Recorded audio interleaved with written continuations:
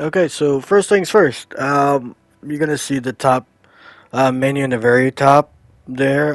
You start with happiness, overall happiness. You gotta make sure your colony is always happy. The welfare, colonists affect, the welfare of the colony. The comfort, make sure you keep their needs and, just keep them happy overall, because you can see right here, mine is barely happy because I got a lot of negative for the demand that they want entertainment and the balance of negativity there. Um, moving on. Here you can see how many colonists you have, the carriers, transport, resources, build, repair, all that stuff. You got your workers, your adults, elders, children, total population, carriers, workers, elders, adults, and children, and shelter space. Make sure you always have enough space to carry as many people as you can. Just remember that the more people you have, the more resources you're going to need because they need water and food and supplies, all that good stuff. So just keep that in mind, okay? Like I said, food. It's crucial for anybody to survive. You gotta have a mixture of vegetables and meat and all that stuff. You got your production, your consumption, your harvest of crops, your wheat, your meat-based nutrition, which is regular, beef or whatever. You got fish. You got plant-based, which is berries and fruit in a can, things of that nature. Next, you got your water.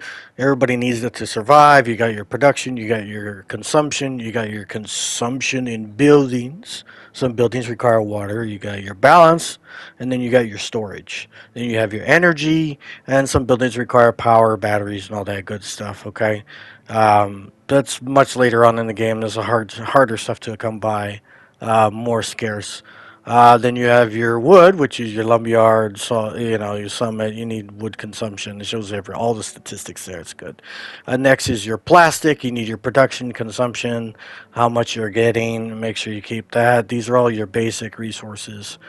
Along with the next one, which is going to be metal scrap production and consumption. You need metal to make stuff, basically these are all your resources you need to make. You got concrete, which is an advanced building. You got your production, consumption, your total concrete right there. Another advanced item is going to be your parts. Nuts and bolts. That's for like a mechanic shop and stuff like that. So it's much later in the game. Next is your electrical components. So you need to build any materials or items that require electricity. Those what those components are for. Then tools. You need that for all your colonists. Everybody needs tools to work. They need tools to work to be a fast-paced work. If they don't have tools, it's a lot slower. So grinding is much harder. They need clothes, or the snow. The weather's going to affect them if they don't have clothes. So you got to make sure you get them clothes, and it's very hard to do that too. Then you got to weaponize them. You got to have their guns because guns break. You got a hunting rifle, your shotgun, and automatic rifle. Automatic rifle is higher end, harder to get. Shotgun, you're lucky if you get one. But yeah, I need to keep up with all those with specific part shops and all that.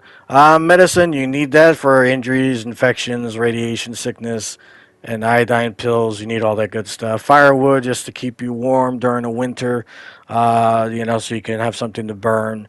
Really good stuff. You gotta have it. And science points, this is the main thing in the game. You gotta have science points in order to research anything in your tech tree to advance in technology. You need that. You'll find more of that on the world map. Currency right now is silver. Silver, you acquire silver through trading with other societies. Your other materials, this is very important. Fiber, junk, electronics, fun box, that's for entertainment. Rare metals, oil, fuel, and pollution. Yeah, some people will buy pollution. It's a messed up world we live in. Go figure. And here is the tech tree. Like I said, you're going to find tech tree in these five categories. Food. And you start from the very beginning. You can't just pick and choose which ones you want. You got to start from the very beginning and move forward from there. And then you got resources, so you can upgrade everything from there, so you can produce more. Like concrete workers, all that good stuff, right? And then if you move forward, um, you'll end up with your infrastructure for the entire colony. Water pipes, if you want to have toilets and stuff like that to actually work, so you can upgrade your houses to toilets, and things like that. It's really helpful. Modern technology, good stuff. Then you move on. The next one we're going to look at is the community. These are the wants and needs of your community, of your colony. They want better buildings. They want better places to live in. They want education. They want home improvement. They want entertainment. They want to be entertained, not just dredging on to work like a worker slave or something like that. Slave labor. Or they'll leave if you don't make them happy. So this is the hard part, getting the entertainment going. Because you need specific fun box or whatever, materials to do the entertainment. Up next is your medical, which we're going to see right now. Um, I was just looking at the aggression release. That's entertainment right there. And here's the medical and medical training, nurses, guardians. It's kind of like an outpost you could put out there to protect your workers whenever something happens. They come out and help. But yeah, this is very important. All the medical stuff, secure storing, reinforced gate, make your gate even stronger. Flushing, there's a toilet symbol right there. You definitely want that. This is good stuff. Really great. Here I'm showing you the specialists that you could choose when you first start. Here, it depends on what difficulty you have. Here only you can choose two. You got about, I think you have 10 different specialists to look at. Um, each one, they're special in their own way. That's why they call a specialist, because a specific speciality. Like this one's a fighter, so his damage is going to be 20%. Yeah, I mean 20 damage. His scavenge is only 50%. His research is only 75 science points per 12 hours. Um, they have recovery too for health points. Every 12 hours, he recovers 30 health points. So here you have Stella the Scientist, and the scientist has a specialty in research points, and she can actually research 250 science points per 12 hours. Her health is only 80 health points, and her attack is low at 9 damage, and she can also scavenge at 100%, which is nice. Here is Nadia, a scavenger, so her specialty is scavenging. So if you look at scavenge, it's 150%. Her health is only 90 health points, attack 12 damage. Her research is only 75 science points per 12 hours, and her recovery is only 20 health points for 12 hours. We have Jin, who is a scout, has 100% scavenge, 12 damage on attack. Research is only 75 science points, recovery 20 health points, and 90 health points. Interesting note: you can see a scientist that has scavenge only 50%, but still have the 250 science points. So that's rare, but you get a mixture of different ones, Satoshi, all that good stuff. Here you can just make up your flag or whatever you want, name of your flag and everything, your colony. That's what that's for. You'll figure that out when you play the game. Here I'm showing you that you can't always trust people who come to your camp. This is my camp. It's pretty big. You can see it there. Right now we're just waiting for them to show up. This is a video I recorded earlier. There are survivors at the gate. There we go. A group of survivors have arrived at the gate. A ragged bunch shuffles slowly towards the gate. So I accepted, let them in, and 3 of the colonists that came in became hostile. So I had to fight them off. I'm gonna go guard posts and zoom in here so you can see the little fight. It's kind of cool. Really like the little details. And I defeated them. You see the little sweater icon or whatever. It's because my people need clothes.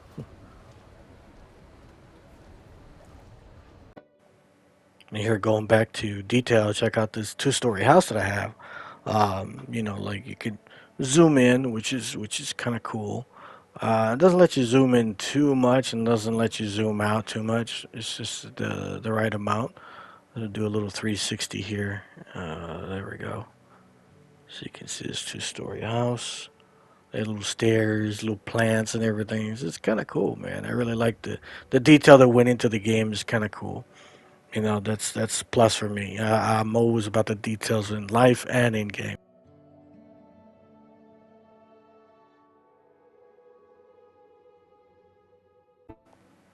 Another cool feature is you can recruit a specialist if you need one, as long as you have the silver to pay for it, because they don't come cheap. You know, usually $700 or even higher, up to 900 at one point. So, if you need this, you know, and you get one random, so you don't know what you're gonna get. So it's risky. Doomsday cults are not unheard of in a world like this, but that doesn't make encountering them any more pleasant. So here you can see the Great Purge. With the apocalypse, doomsday cults have gotten the validation they crave and are spreading around the wasteland like wildfire. This particular group looks tough and fully armed.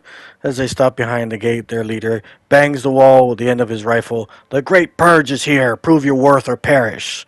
And of course, I choose insult their costume party because I don't take that from anyone. And he gets furious and he wants to fight. It's fine with me.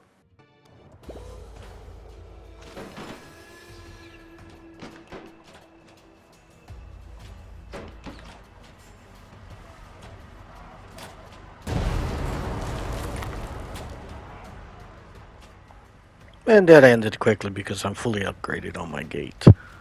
So they didn't survive long. But you get to slot in the game too, which is kind of cool. I like it a lot. Man, victory, yay. You also get things like this blackmail. You know, a small group of bandits approaches the gate, dragging someone with them.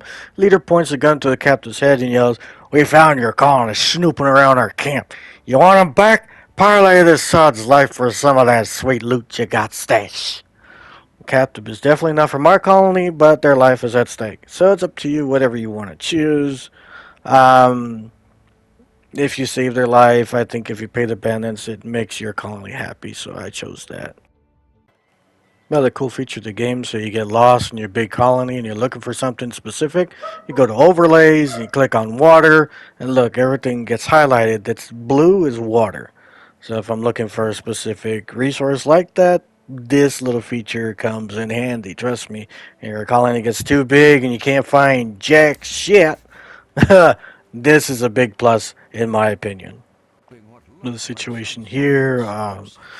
Ben has managed to sneak into the colony and is standing by the battery rack, holding what looks like some sort of explosive. All right, folks, open your ears. They're gonna give me a nice big reward, and nothing's gonna happen to this one here. Get it? I wish I had vocals. That's the only thing I miss in this game. They need more uh, vocals, and I won't give you the answer to this one. You gotta figure this one out on your own. The outworld when you leave the gates, and usually this happens when you have specialists. Your specialists are the only things that can come out and do things. So here's Alexandria. This is my colony, right? Our motto is endure and overcome, which is kind of cool. Here on your map, you look at little buildings that you go and collect. You send your specialists to go collect this stuff. This is basic tools, but there's hazards, 10 damage every 12 hours, and however long it takes to gather those tools. That's why when it comes to items like this, you need a scavenger to get as much of those items out as quickly as possible. Now, a place like this, you need to build an outpost. And this outpost has to be a basically, you send a specialist to sacrifice himself to turn into this building. He becomes a settler, turns into this building, and this building starts researching and takes 8 research points, science points, every 12 hours out of this building. And you do that all over the map, and you end up with a lot of research, science points. Here you can see a line coming from my place to this little car right here. I don't know if you can zoom in. All right, a little car right there. This car is going all the way to Mall Town. Here is where you run into other societies where you can trade. If you go in here, you can trade with this person. Welcome to my kingdom, friend. I can't go into the trade menu because I just finished making a trade. But those are the stuff they have for sale there, which is kind of cool. And then you build your reputation the more you do it. Other places, more scavenging. Here's a box that I was telling you about for um, entertainment purposes and make your colony happy. You have to research this stuff. So you basically get another outpost, sacrifice a specialist into a settler, and it turns into a building. So you can start scavenging $1 of this every 12 hours. It's ridiculous, but you can always get more specialists. That's a good thing. Here's another town, Sin Town. And then some places have hazards, like this is, it's pretty crazy. Then you go to the tundra area. It's kind of cool. It's a huge map, which makes me very happy. There's a storm, electrical storm going on through there. Little lightning flashing here. It's kind of cool. And all these places you can research and fight other people. You do fight. You do run into cars. You can actually find an abandoned car, and I don't see one here, but you can find a car and you can use the car, travel a lot more. Um, I don't see one here though. You can always access my current. I gotta see Uh-huh. what they're doing. So you can move them around. Right now she can't move because she just finished moving, so she has 0 points. So, you know, there'd be one turn, there'd be 2 turns, 3 turns. She's going all the way over here, and she's probably going to. Not sure exactly where she's going, but she's going. She might be going home too if she's carrying stuff, because your specialist can carry all the stuff that they research, and they have to bring it back. Here's another civilization here, Dead Creek. More buy stuff there. Pretty cool, nifty stuff. I like it a lot. The other thing is you will run into storms back at your camp and whatnot. So you got to be careful with catastrophes because this happens a lot. You'll run into a heat wave, so you got to keep you know uh, everybody watered up, hydrated. Otherwise, they'll die from dehydration. So you have to have a lot of water on hand. And any of these things can last from a few hours to a couple of days, depending. It's just random. You run into a winter storm where you get hypothermia, so you need burners to keep everything warm. You'll run into a magnetic storm, which will destroy anything that has to do with energy or battery packs on your buildings. A meteor shower, which is basically rain a bunch of crap on top of your buildings and damaging them. Nuclear fallout, you just basically have a blue to toxic green clouds that come over and irradiate your people. So you got to have a lot of medical handy so you can get rid of the radiation sickness. You also can get a pandemic. um, Maybe it'd be one person that just starts coughing, and then the fevers pick up, and then they start dropping like flies, and then you gotta have a lot of several people in medical facilities to nullify most of this, because if not, it'll spread like wildfire. And then you also run into disasters, which is like mutations, which is mostly benign mutations, but that's from the radiation that you run into in the game. You'll have a rat swarm, a whole bunch of rats just come out of nowhere and eat up your crops. You got to beware of that. Space junk that just comes out of space and just falls, randomly falls in your lap.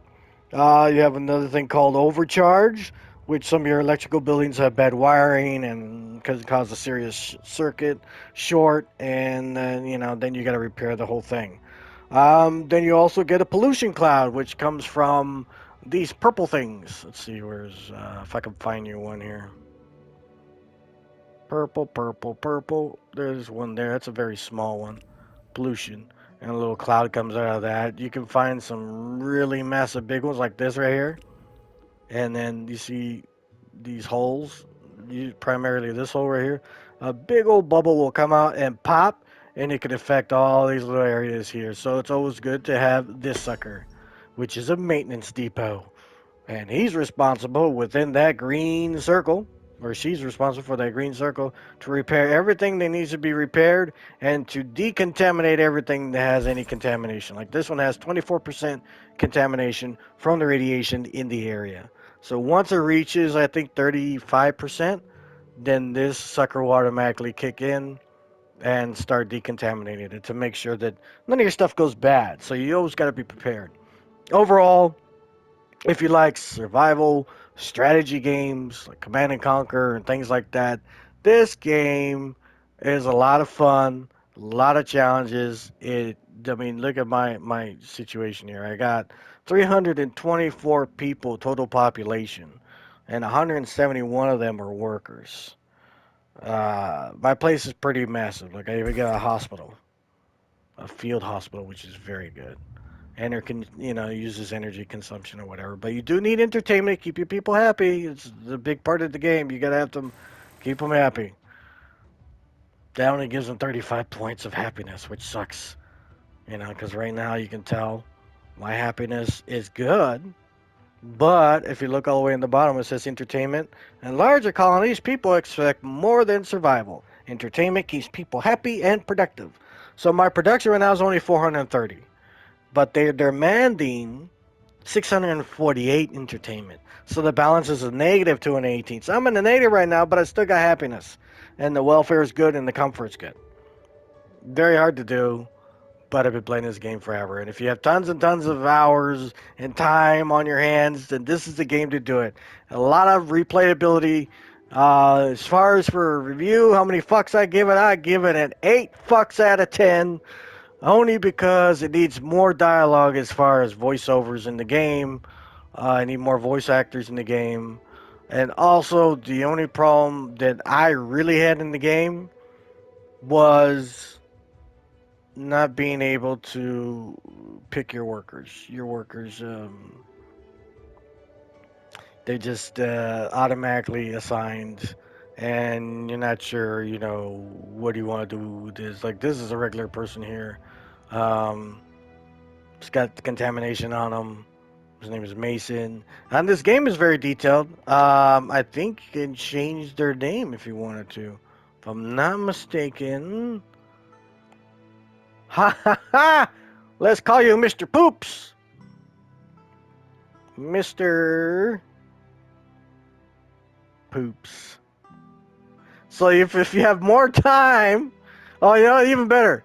Mr. Pooper Scooper. Oh, I don't give you that much room. Okay, so I only can put Mr. Pooper. So if you have even more time, you can take the time to name all your colonists different names. It's great. Now his name is Mr. Pooper. I love this game.